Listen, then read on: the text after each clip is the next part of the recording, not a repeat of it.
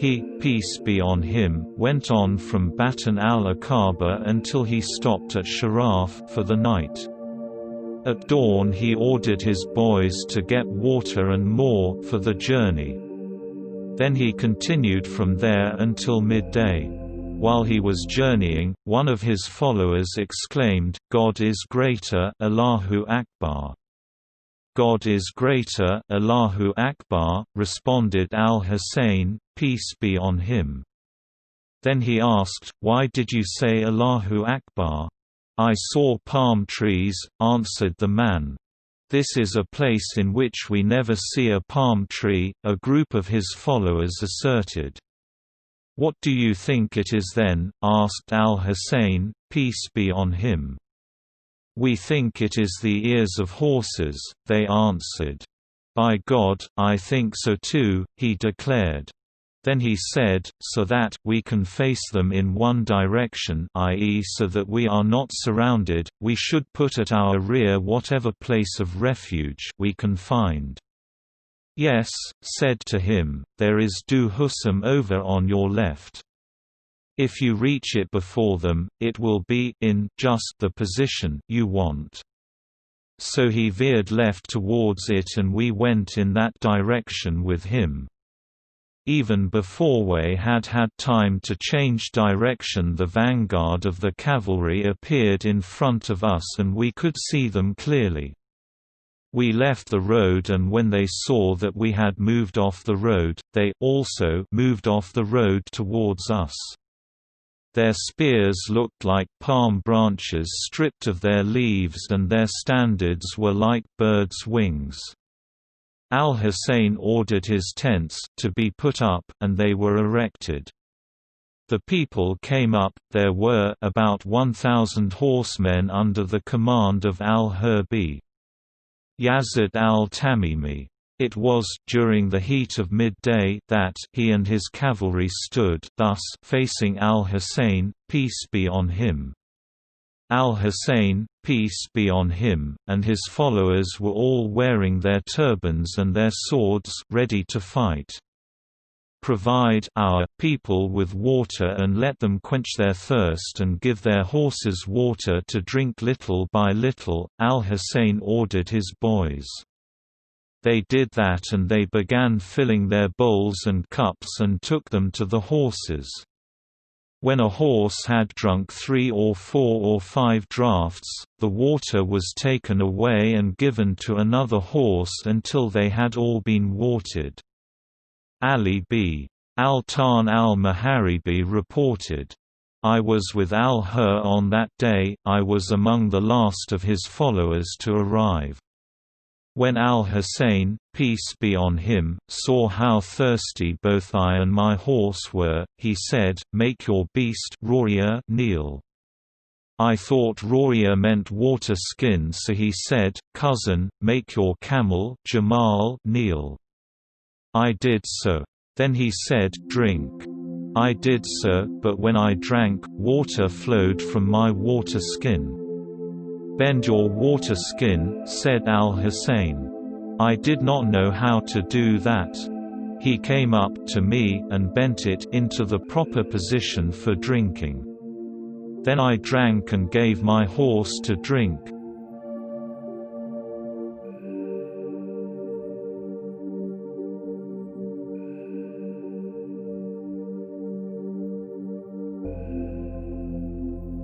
Al-Hur bin Yazid had come from al-Qadisiyah.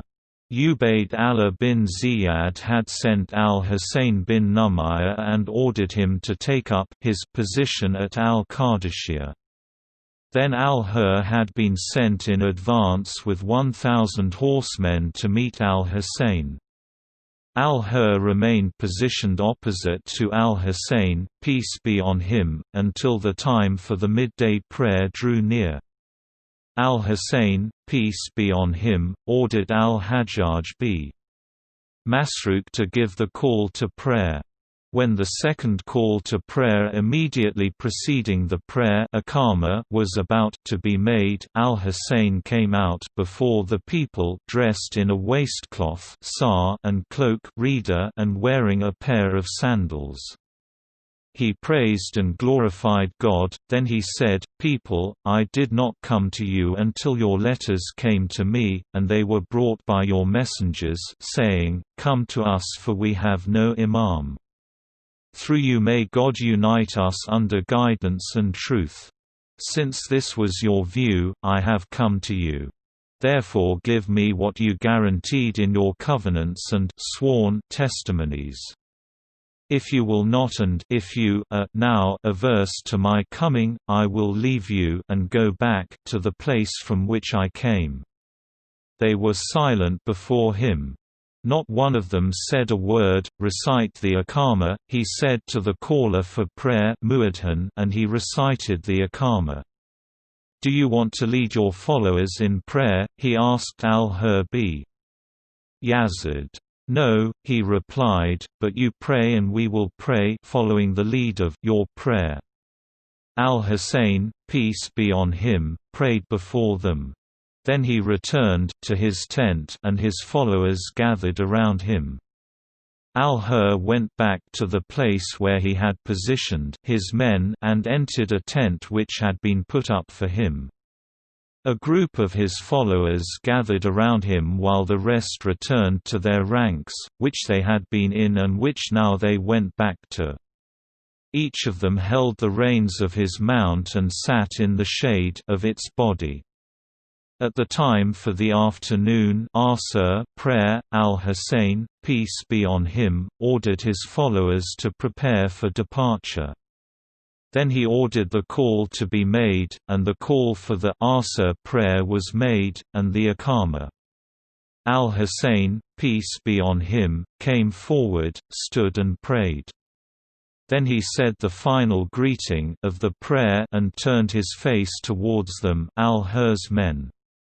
He praised and glorified God and said, "People, if you fear God and recognize the rights of those who have rights, God will be more satisfied with you. We are the house of Muhammad and as such are more entitled to the authority wilayah of this affair, i.e. the rule of the community over you than these pretenders who claim what does not belong to them. They have brought tyranny and aggression among you. If you refuse us because you dislike us or do not know our rights, and your view has now changed from what came to us in your letters and what your messengers brought, then I will leave you."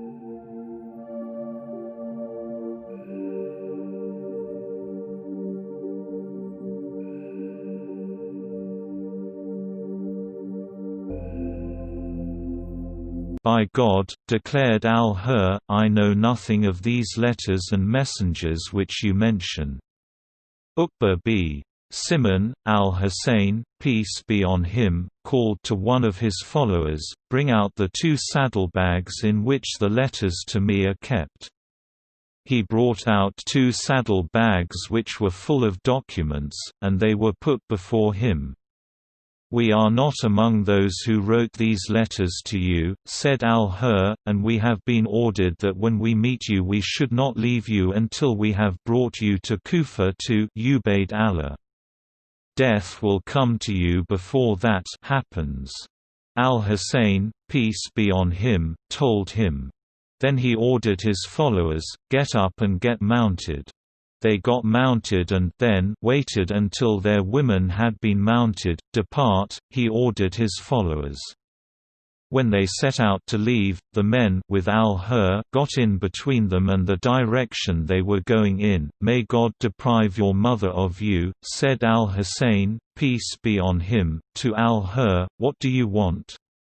"If any of the Arabs other than you were to say that to me," retorted al-Hur, "even though he were in the same situation as you, I would not leave him without mentioning his mother being deprived of him, whoever he might be.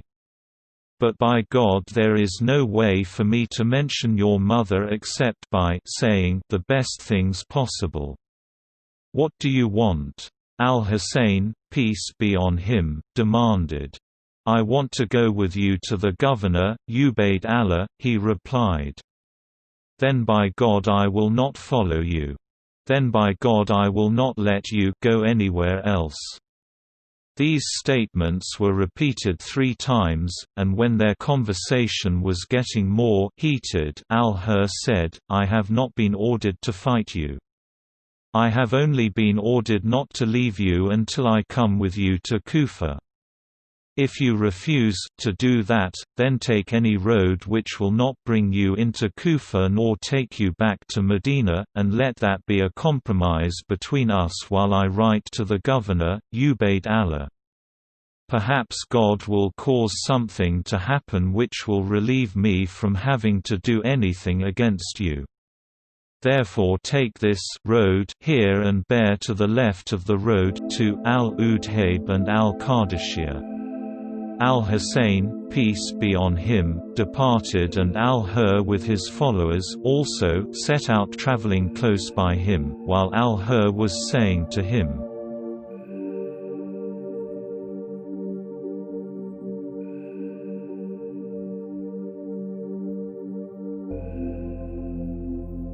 "Al-Hussain, I remind you before God to think of your life, for I testify that you will be killed if you fight. Do you think that you can frighten me with death?" said al-Hussain, peace be on him. "Could a worse disaster happen to you than killing me? I can only speak to you as the brother of Al-Aws said to his cousin when he wanted to help the Apostle of God, may God bless him and grant him and his family peace.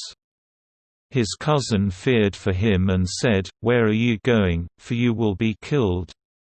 But he replied, 'I will depart, for there is no shame in death for a young man, whenever he intends to do what is right and he strives like a Muslim, who has soothed righteous men through the sacrifice of his life, who has scattered the cursed and opposed the criminal.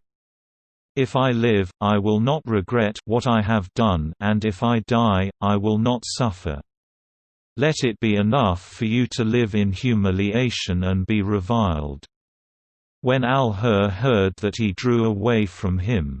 He and his followers travelled on one side of the road while al-Hussain, peace be on him, travelled on the other, until they reached Udhayb al-Hijanat. Al-Hussain, peace be on him, went on to Qasr Bani Muqatil. He stopped there, and there a large tent had already been erected. "Whose is that?" he asked. "That belongs to Ubayd Allah b.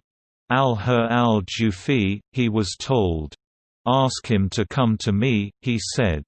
The messenger went to him and said, "This is al-Hussain b. Ali, peace be on him, and he asks you to come to him." "We belong to God and to him we shall return," said Ubayd Allah. "By God, I only left Kufa out of dread that al-Hussain, peace be on him, would enter Kufa while I was there. By God, I do not want to see him, nor him to see me." The messenger returned to him, al-Hussain. Al-Hussain, peace be on him, rose and went over to him. He greeted him and sat down. Then he asked him to go with him. Ubayd Allah b. al-Hur repeated what he had said before and sought to excuse himself from what he was asking him to do. "If you are not going to help us," al-Hussain, peace be on him, said to him, "then be sure that you are not one of those who fight against us. For, by God, no one will hear our cry and not help us without being destroyed. As for that fighting against you," he replied, "it will never happen, if God, the Exalted, wishes." Then al-Hussain, peace be on him, left him and continued to his camp. Towards the end of the night, he ordered his boys to get provisions of water. Then he ordered the journey to continue. He set out from Qasr Bani Muqatil. End of Part 3.